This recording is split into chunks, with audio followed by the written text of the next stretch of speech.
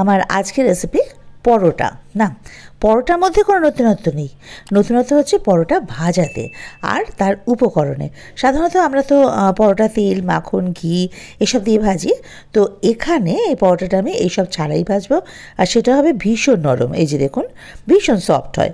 তো চলুন দেখে নেওয়া যাক যে এই পরোটাটা আমি কীভাবে তৈরি করছি। তো সেই জন্য আগে আমি মেজারিং কাপ মেপে 1 কাপ ময়দা নিয়ে নিলাম। আপনারা যে কোনো বাটি বা কাপ মেপেই ময়দা নিতে পারেন, তবে রেশিওগুলো যেভাবে বলছি সেভাবে নিলে খুব ভালো হবে, তৈরি পরোটাটা একদম পারফেক্ট হবে। দেখুন, দিয়ে দিলাম স্বাদ মতো নুন, ওই হাফ টিস্পুনেরও একটু কম নুন দিয়েছি। এবার চিনি দিয়ে দেবো অল্প একটু, সেটাও তাই, ওই হাফ টিস্পুন মতো দিয়ে দেবো। বেকিং পাউডার হাফ টিস্পুন, আর বেকিং সোডা 1/4 টিস্পুন, মানে 1 চিমটি আর কি। এবার সব কিছু একসঙ্গে খুব ভালোভাবে মিশিয়ে নিয়ে এর মধ্যে গুঁড়ো দুধ দিয়ে দেবো। গুঁড়ো দুধ এখানে আমি 2 টেবিল স্পুন মতো দিয়ে দিলাম। সেটাকে এগুলোর সঙ্গে মিশিয়ে নিতে হবে। তারপরে এর মধ্যে দিয়ে দেবো টক দই। আমি এখানে 1 টেবিল স্পুন মতো টক দই দেবো।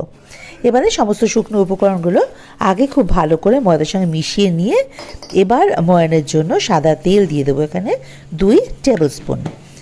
এখন হাত দিয়ে এই সমস্ত উপকরণগুলোকে খুব সুন্দরভাবে ময়দার সঙ্গে মিশিয়ে দিতে হবে। এই যে দেখুন, এভাবে ঘষে ঘষে সমস্ত খুব ভালোভাবে কিন্তু মেশানোর প্রয়োজন আছে। সব ভালোভাবে মেশানো হয়ে গেছে।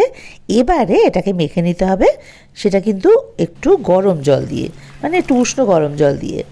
তো অল্প অল্প জল দিয়ে মাখতে যাবেন, কারণ একবারে জল দিয়ে দিলে না একদম নরম কাদা কাদা হয়ে যাবে। একটা সফট ডো তৈরি করবো আর কি। তো খুব বেশি জল কিন্তু এখানে লাগবে না, ওই 4 থেকে 5 টেবিল স্পুন মতো জলই এটা কিন্তু মাখা হয়ে যায়। তো এই যে দেখুন, এটা মাখা হয়ে গেছে। এবারে এটাকে একটা ভিজে কাপড় দিয়ে 2-3 ঘন্টা ঢেকে রাখতে হবে।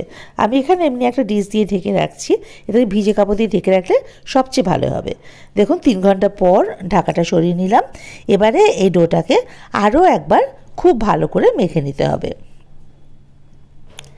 এটা মাখা হয়ে গেলে যেরকম আমরা ওই লেচি কাটি পরোটার জন্য, একটু বড় বড়, কারণ পরোটা লেচি তো একটু বড় হয়, তো সেভাবে লেচি কেটে নেব। এই যে দেখুন, মোটামুটি 1 কাপ ময়দা থেকে আমার 4টে লেচি কাটা হয়েছে আর কি। তো এগুলোকে এভাবে হাতের সাহায্যে গোল গোল করে প্যারার আকারে তৈরি করে রাখবো, এতে বেলতে সুবিধা হয় আর কি। তো এবার এটা বেলে নেওয়ার পালা।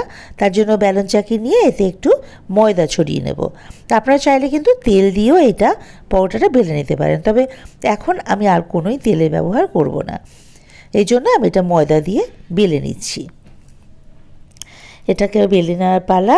আর একটু মোটা করে বেলতে হবে কিন্তু, তার মানে খুব বেশি মোটা নয়, জাস্ট একটু, যেমন রুটি আমরা ভীষণ পাতলা বেলি তো সেরকম না, তার থেকে একটুখানি মোটা করে বেলতে হবে এই পরোটাটা। আর ওই খাবার সোডা বা বেকিং পাউডার সব দেওয়া আছে তো, তাই জন্য এটা কিন্তু খুব নরম হবে, কোনো অসুবিধা হবে না। এই যে দেখুন, 4টে পরোটাই আমি বেলে নিয়েছি। এবার ভাজার পালা।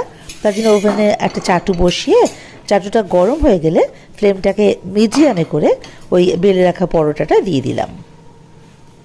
দেওয়ার সাথে সাথে ওপরটা দেখবেন একটুভাবে ফুলে ফুলে উঠছে। তো একটা দিক হয়ে গেলে এটাকে আবার উল্টে দেব।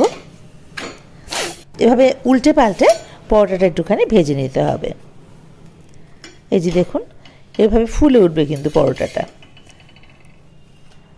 একটা পরোটা ভাজা কমপ্লিট। এবারে পরেরটা একই ব্যাপার, দেখুন দেওয়ার সাথে সাথে উপরটা কীরকম ফুলে উঠছে না। তো এভাবে করে এটাকেও এরকম মিডিয়াম ফ্লেমে উল্টে পাল্টে নিয়ে পরোটাগুলোকে ভেজে নেওয়ার প্রয়োজন। তো এভাবে করে সব পরোটাগুলো ভেজে নেব আমি।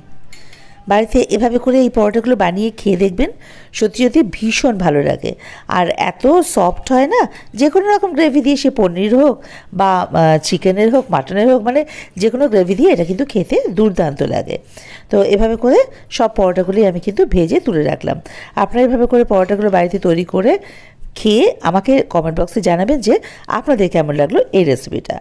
আর যারা আমার চ্যানেলে নতুন, তাদের বলে রাখি, যদি আমার রেসিপিগুলো আপনাদের পছন্দ হয় তাহলে অবশ্যই আমার চ্যানেলটা সাবস্ক্রাইব করে আমার পাশে থাকার অনুরোধ রইল। আর বেল আইকনটা ক্লিক করে দেবেন ফার্দার নোটিফিকেশানের জন্য।